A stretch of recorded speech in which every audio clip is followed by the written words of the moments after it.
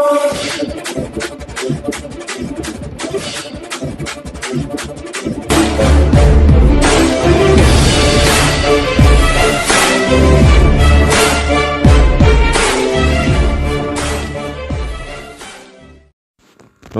Para Hindustan news channel में आपका हार्दिक स्वागत है। खबर रोहतक से। किसानों के समर्थन में NUCI कार्यकर्ताओं ने अमन वशिष्ठ के नेतृत्व में भाजपा सांसद अरविंद शर्मा के रोहतक कार्यालय का किया घेराव। NUCI के प्रदेश प्रवक्ता अमन वशिष्ठ ने कहा, किसानों के जायज हक की लड़ाई लड़ने में सरकार से आर पार करने को तैयार हैं किसान। 30 दिनों से दिल्ली में आंदोलन में बैठे हैं किसान। 35 से अधिक किसानों की हो चुकी है मौत, किंतु भाजपा सरकार बनी है मूक दर्शक। किसान सरकार को आगामी चुनाव में भाजपा प्रत्याशियों को हरा सिखाएंगे सबक। आज रोहतक में NUCI के प्रदेश प्रवक्ता अमन वशिष्ठ के नेतृत्व में रोहतक लोकसभा के सांसद डॉक्टर अरविंद शर्मा के रोहतक स्थित कार्यालय का घेराव किया गया। इस घेराव के लिए वशिष्ठ ने केंद्र व प्रदेश सरकार की मौजूदा भाजपा सरकार को जिम्मेदार ठहराया। उन्होंने कहा, मौजूदा भाजपा सरकार केवल अपने हित की सोच रही है, न कि देश व प्रदेश के छात्र, युवा, मजदूर व किसान व अन्य किसी वर्ग की।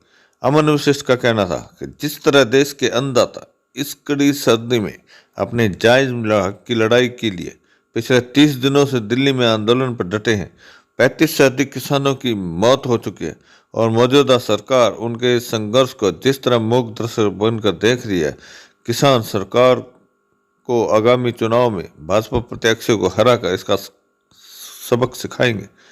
वशिष्ठ ने कहा, सरकार देश के अन्नदाता को गुलामी की जंजीरों में जकड़ने का अथक प्रयास कर रही है, मगर देश की जनता किसानों के साथ खड़ी देख सरकार पूर्ण रूप से बौखला चुकी है। 3 काले कृषि कानूनों ने मौजूदा सरकार के मुखौटे को उतार दिया है। वास्तव में भाजपा सरकार का मूल मंत्र है किसानों का शोषण, पूंजीपतियों का पोषण। उन्होंने कहा, जिस तरह सरकार 3 काले कृषि कानूनों को खत्म करने में अपना अपमान महसूस कर रही है, इससे मौजूदा सरकार का किसान विरोधी चेहरा सामने आ गया। दूसरी तरफ उन्होंने बताया कि एक तरफ तो प्रदेश के मुख्यमंत्री खुद को किसान बताते हैं, दूसरी तरफ हरियाणा के अन्नदाता को कभी पुलिस का बल प्रयोग करके घर से उठवा कर जेल में डलवा देते हैं, कभी वह जब किसान उनके पास अपने फरियाद लेकर आते हैं तो उन किसानों पर मुकदमे दर्ज करवा देते हैं।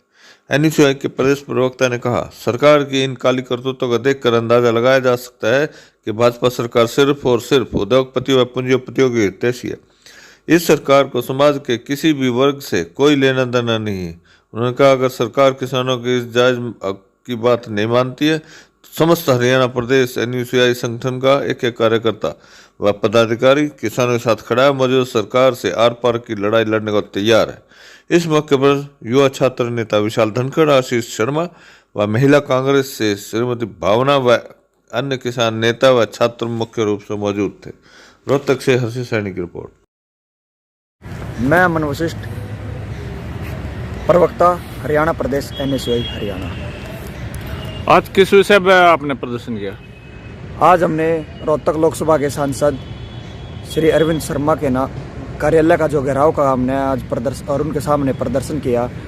इसका मुख्य लक्ष्य प्रदेश व केंद्र में विराजित मौजूदा भारतीय जनता पार्टी की गलत मंशा जो किसानों के प्रति इस समय इन्होंने अपने मन में पाल रखी है, वह हरियाणा प्रदेश व भारत देश की सामान्य जनता के सामने लाना था। तो किसानों को आंदोलन के समर्थन में आपने ये प्रदर्शन किया? बिल्कुल, हरियाणा प्रदेश के किसान, देश के किसान व मजदूर, युवा व छात्र के पक्ष में मैंने आज ये प्रदर्शन तो ये तो सरकार तो कह रही है हरियाणा का तो किसान ही नहीं है उस प्रदर्शन में। किसान की कोई एक जाति, किसान का कोई एक क्षेत्र नहीं होता, ठीक है। भारतीय जनता पार्टी का तो काम ये है क्षेत्रवाद फैलाओ, भाईचारा तोड़ो, ठीक है। आज पंजाब का जो किसान बैठा है उसमें हरियाणा प्रदेश का भी किसान वहाँ पे शामिल है। अगर सरकार वहाँ पे जाके देखे तो मैं हरियाणा प्रदेश की सरकार से पूछना चाहूँगा कितनी बार वहाँ पे गई है, इनके नुमाइंदे कितनी बार किसान आंदोलन में गए हैं, एक बार भी बता दे।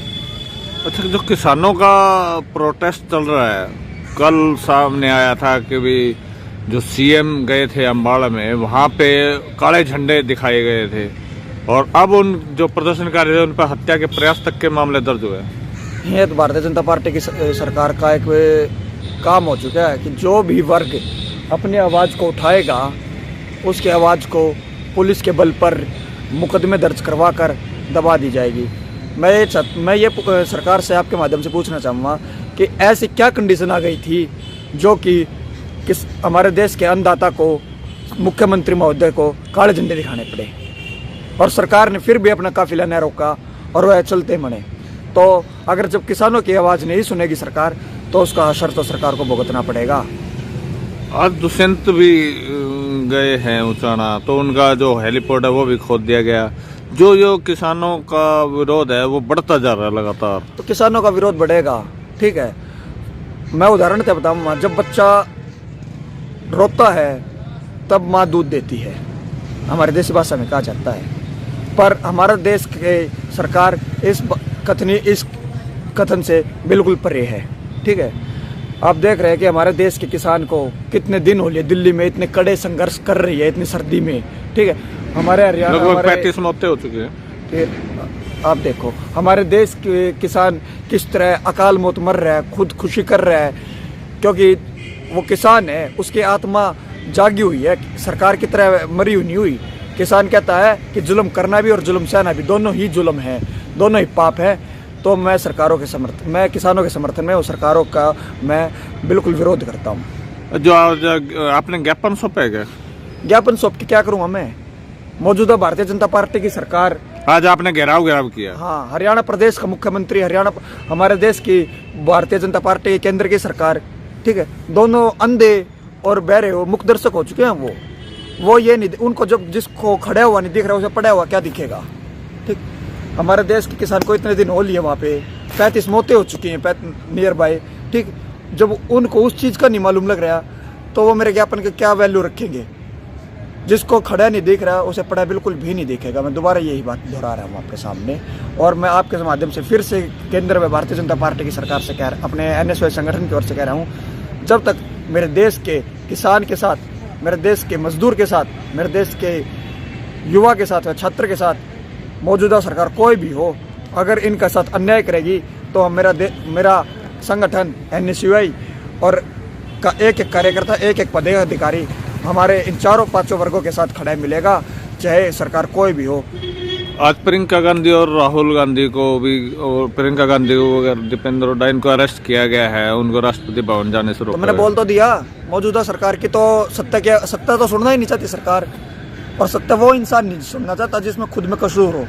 अब आपने कहा प्रियंका गांधी जी व माननीय दीपेंद्र सिंह हुड्डा जी अपना राष्ट्रपति भवन में मेमोरेंडम ही सौंपने गए होंगे, ठीक है, या कोई किसानों पैदल मार्च करने गए थे और किसानों की हक की लड़ाई लड़ने गए थे, तो सरकार ने उनको गिरफ्तार कर लिया। सरकार तो सत्ता से बिल्कुल परे भागना चाहती है, पर सत्ता से दूर कभी भी नहीं भागा जाएगा, ठीक है। और